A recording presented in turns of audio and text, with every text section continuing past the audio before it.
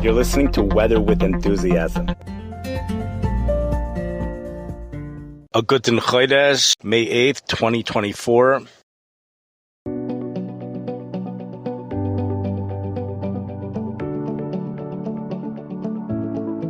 It is certainly difficult to have a weather podcast without acknowledging what happened today in southern Texas.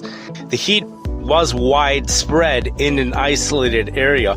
Nonetheless, it was something very intense, of an intensity that occurred last summer in midsummer. Temperatures in McAllen, Texas, and portions of Kingsville, Texas, went well into the hundreds, with dew points in the upper 70s.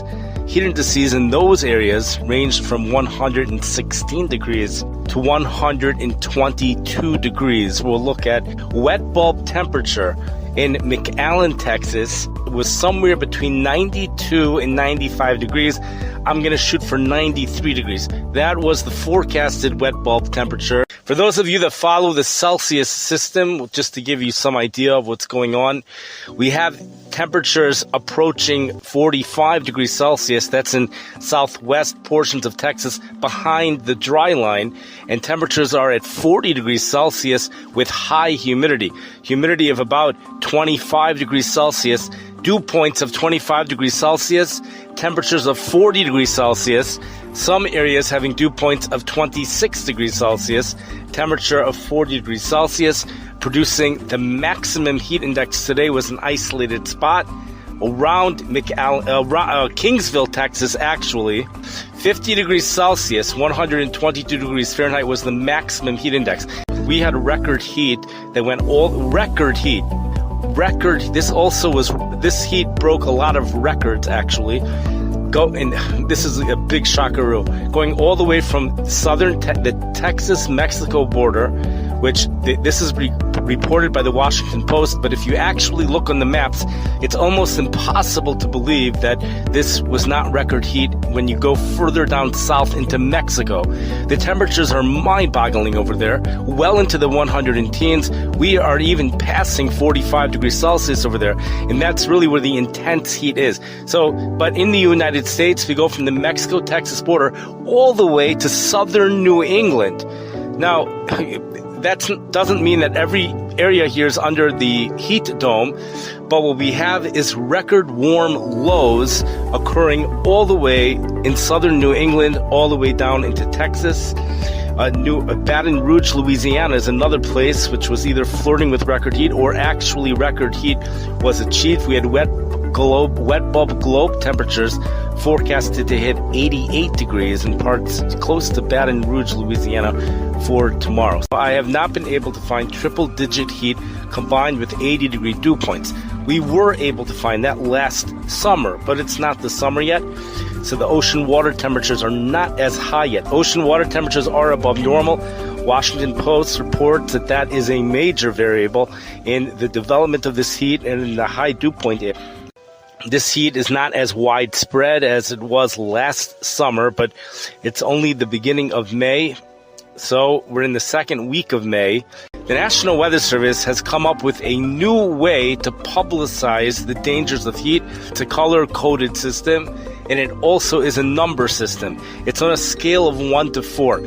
Most of Texas was in a 2 or 3, but there is an isolated area in southeast Texas where you hit a 4. In South Texas, where it does hit a 4. One thing that's important to mention is that when we say wet bulb temperature, we actually mean the wet bulb globe temperature. The wet bulb temperature is actually something else, but usually in the summertime when people say wet bulb temperature, they're referring to the wet bulb globe temperature, and in colder weather, they actually are referring to the wet bulb temperature. The wet bulb globe temperature requires, in addition to humidity, it requires knowing the sun's angle, which means you need to know the latitude, the date of the year, the percentage of the sky that has clouds in it, and the wind speed. You have also a temperature, the thermometer, that's in a black globe, and you take the temperature there, and you have a thermometer with something wet on it, the bottom of, let's say, a mercury thermometer. That tends to be basically what the dew point is. That is how you figure out the dew point as well. You know, when things evaporate, that's when we feel cooler. So the more humid it is, the more difficult it is for evaporative cooling to take place. But the wet bulb globe temperature is a little bit more than that. You know, Rio Grande Village, Texas, forecasted highs for today and tomorrow, and this is probably what happened. 105 to 115 degrees, somewhere around there. But if you look at the European computer model, you'll see the wet bulb temperatures are forecasted to remain in the 50s for tomorrow. Tomorrow is the final day of the heat wave. However, when you go further east, where temperatures are lower, high temperatures in the lower hundreds, wet bulb temperatures shoot up into the low 90s. Now, just to give you an idea of how dangerous a wet bulb temperature of low 90s is, the National Weather Service advertises, and if it's not them, it's another science-based website which says that the theoretical temperature in which a person's no longer able to live if the wet bulb globe temperature is 95 degrees Fahrenheit. That's 35 degrees Celsius. If a person is in that environment for 6 hours or longer, they say the person will no longer be able to live. Wet bulb globe temperatures are very close to that. I know I have played tennis in wet bulb globe temperatures very close to that as well. And you have to wonder if there's different ways to compute these wet bulb globe temperatures. The National Weather Service does tell us that it is difficult to come up with an exact wet bulb globe temperature. And again, you have to wonder if some people are only considering the wet bulb temperature when they say that 95 degrees. This heat is short-lived, very short-lived, as a cold front moves through the area, bringing cooler conditions, and the severe weather outbreak is going wild in the plains and portions of the Midwest. National Weather Service has issued a heat advisory in effect for today and tomorrow through 7 or 8 p.m.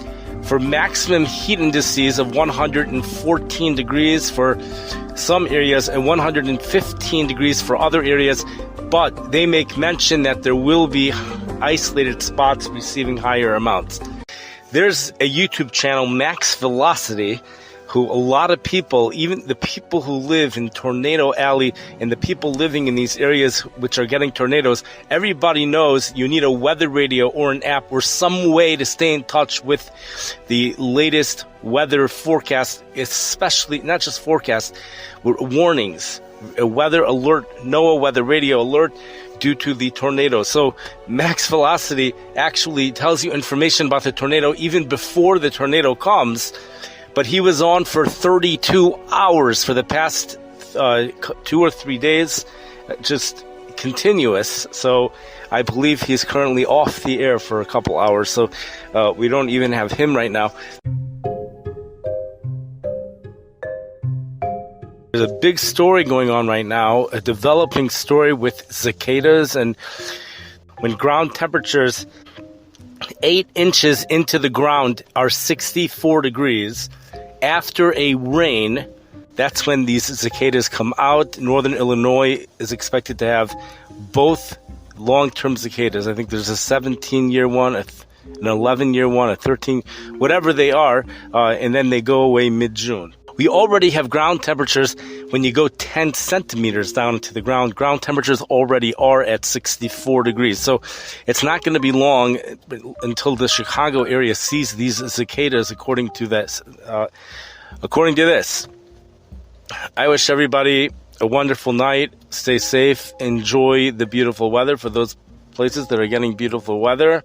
I did look at the European computer model, which showed a rain happening with temperatures well above 64 at the time for next Monday evening, this upcoming Monday evening. So there are chances of rain until then, but here in the Chicago area, temperatures are expected to remain under 64 during that time. I don't know if that's significant or not, but perhaps Monday evening, perhaps cicadas would come out then.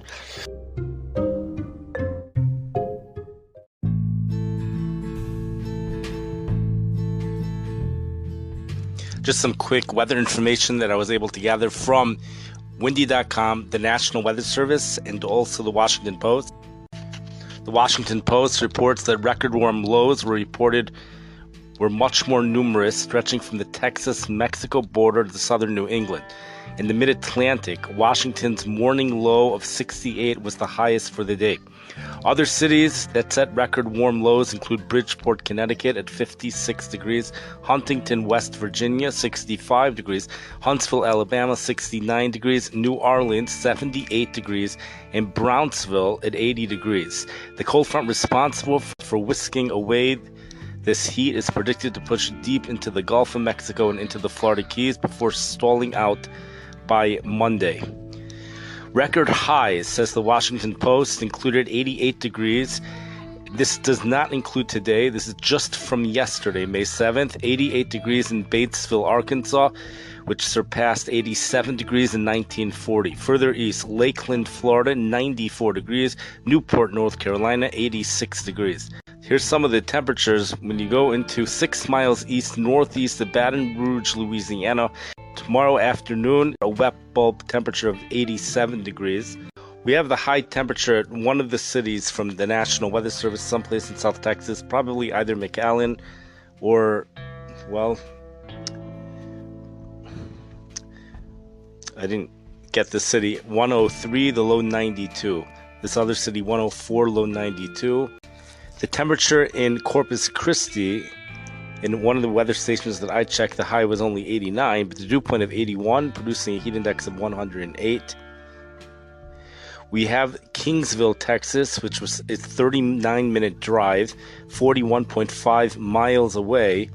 You had a temperature of 97 degrees, a dew point of 79, a heat index of 116 degrees. And we had a different city close by with a temperature of 96 degrees, dew point of 81 degrees, producing a heat index of 118 degrees.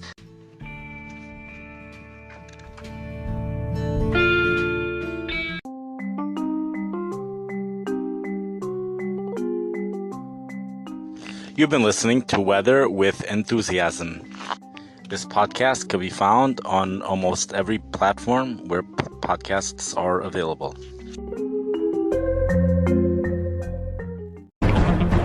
You're listening to Weather with Enthusiasm. We have a powerhouse typhoon which has developed off in the Pacific Ocean. Extreme heat continues over the desert Southwest. A big shockaroo to many of you. This is especially true in regards to what's going to be going on in Alaska. We have parts of the world that are so hot right now. Temperatures are expected to go into the low 130s. What also makes the situation absolutely spectacular over there is the enormous differences between night and day. We have a remarkable weather pattern change that's going to be taking place over the next few days.